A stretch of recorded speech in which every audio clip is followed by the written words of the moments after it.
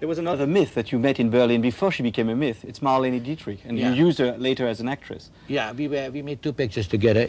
She was the exact opposite of what she represented on the screen. You know, when you saw her in Shanghai Express, when you saw her in Blue Angel, when there was that seductive vamp. So she is really a German Hausfrau, you know, and that's what she likes the best. She likes to scrub the floors and scramble your eggs, and yeah, she is a great friend of mine, and we kind of always used to laugh about the kind of thing they made out of her. Nothing like it.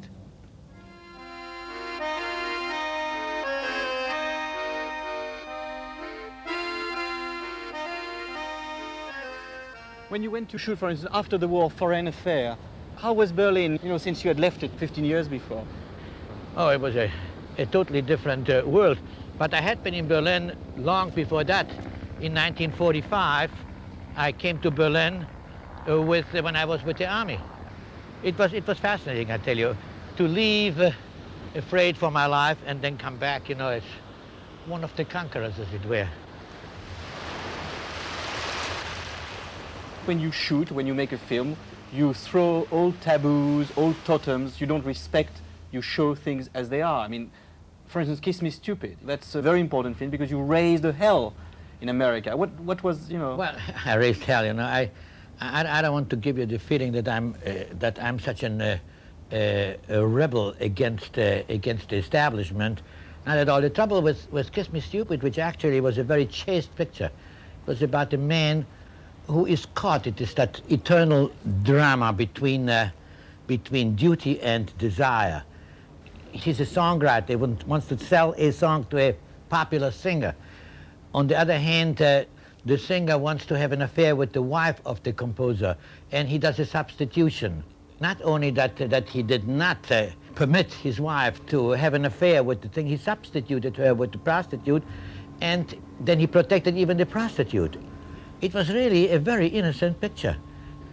The problem there was, usually I don't talk in those terms, was that I really was ahead of my time. It was just before we started liberalizing our code of ethics, when censorship was just running amok. Cheers. But nevertheless, you showed in Kiss Me Stupid that the housewife liked to be a prostitute for one night, and the prostitute enjoyed to be a housewife. Well, that you're kind of you are sort of making a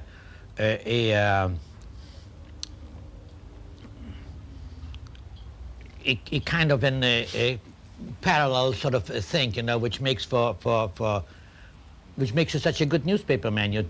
It never occurred to the wife to become a prostitute for one night. She was crazy about that particular singer, Dean Martin. She wouldn't have minded to have had an affair with him, but not really a prostitute. And the prostitute, played by Kim Novak, she was a nice girl. Nothing wrong with her. You also broke political taboos. When you made Ninochka, you were far in advance of its time. It was when you wrote Ninochka, it was a lightweight comedy, but it told everything about the trials and the purges in Russia. And 30 years later, you did 1, 2, 3, 25 years later, which was a film about anticipating the whole Russian and American connections, business connections. Coca-Cola. 1, 2, 3 rose a hell too. I mean, it was attacked by both left and right. Isn't that nice? I love it, to irritate everybody. Ultimately, naturally, they're going to put me against this cellophane wall and shoot me from both sides. The communists, the capitalists.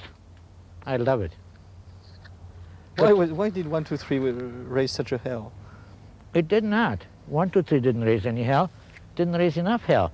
If it raised a lot of clamor, it would have been a bigger box office hit. No, the trouble was that on 1, 2, 3, the trouble was that while we were shooting the picture, which played West Berlin, East Berlin, and the endeavor of the Coca-Cola colonialism, it was a comedy. Everything seemed to be easy and fun and gay, and then all of a sudden, in the middle of the film, while we were working, trouble started. There were too many people from East Germany escaping into West Berlin and West Germany, and they closed the border. They put the wall up, and it ceased to be a comedy setup anymore. And the picture was not what we expected it to be. But it seems that for you, the Russian people have not, today, I mean, the communists have not a great sense of humor. Don't you feel attracted by trying to tease them a little? Well, maybe I'm very primitive, you know, but gaiety, you know, is not their forte. I guess they have clowns in their circuses. They have dancing bears. They have kangaroos who play soccer, and people are screaming with laughter. But that's not my idea of having a sense of humor. And I will tell you one little anecdote about a Russian sense of humor.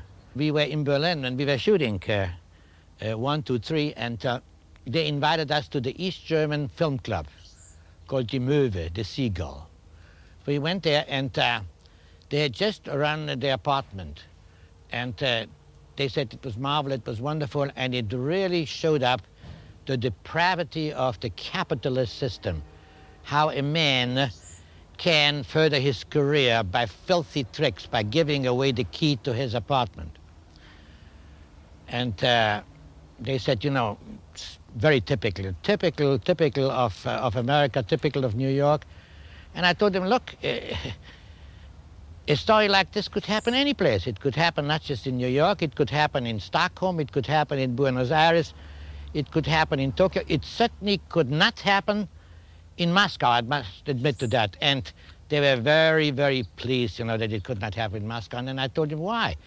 I said it could not happen in Moscow because nobody can give you the key to your apartment so you can make love to a lady. Because if he gave you the key to the apartment, there are still 6 more families living in the same apartment. That did not amuse them very much.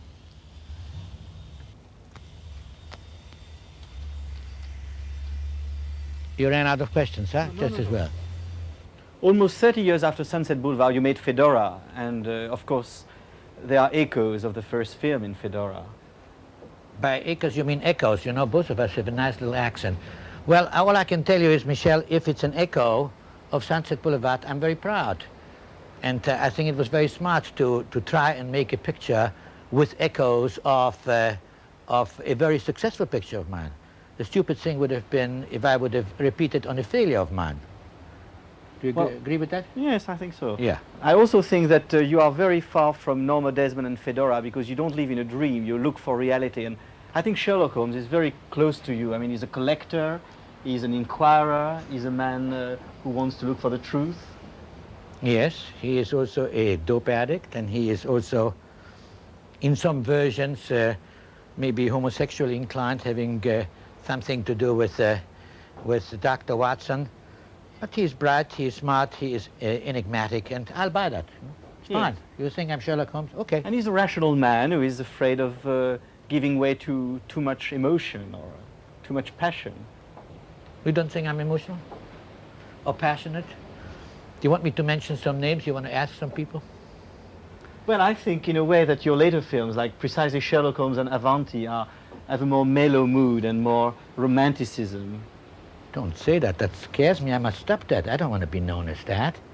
I want to be known as a cynic, as somebody with a vitriolic tongue. I like that much better. I don't want to be known as a softie. Please. We won't keep that. No. Just we keep it, but we keep it between us, a secret, okay? You like to switch all the time. I mean, there is a Wilder touch, but not a Wilder specialty. You go from drama to comedy, from farce to suspense. That's correct, yes. You're unlike other directors in that respect. Yeah, well, I have done every kind of picture except a Western. However, I think that the wise man is Hitchcock, you know, who's known for his suspense pictures. He does a certain kind of a picture, does it beautifully, and people know what to expect. But it would sort of, it would bother me I would find it boring, you know, to do always the same kind of a picture. I try to switch styles. When I'm very, very sad, I'd like to make a comedy. And when I'm in a very happy mood, I'd like to make a very heavy drama. But you are a serious director. I mean, you have... You're very kind, Michel, but just between the two of us, you know, I don't think that making movies is my entire life. Now, if there's one thing, you know, that I hate more than not being taken seriously is to be taken too seriously.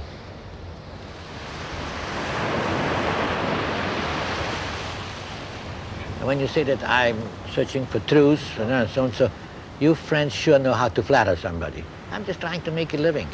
Get 2 hours of film and I don't really give a shit whether how true it is, how great it is. Just get it over with. Print that.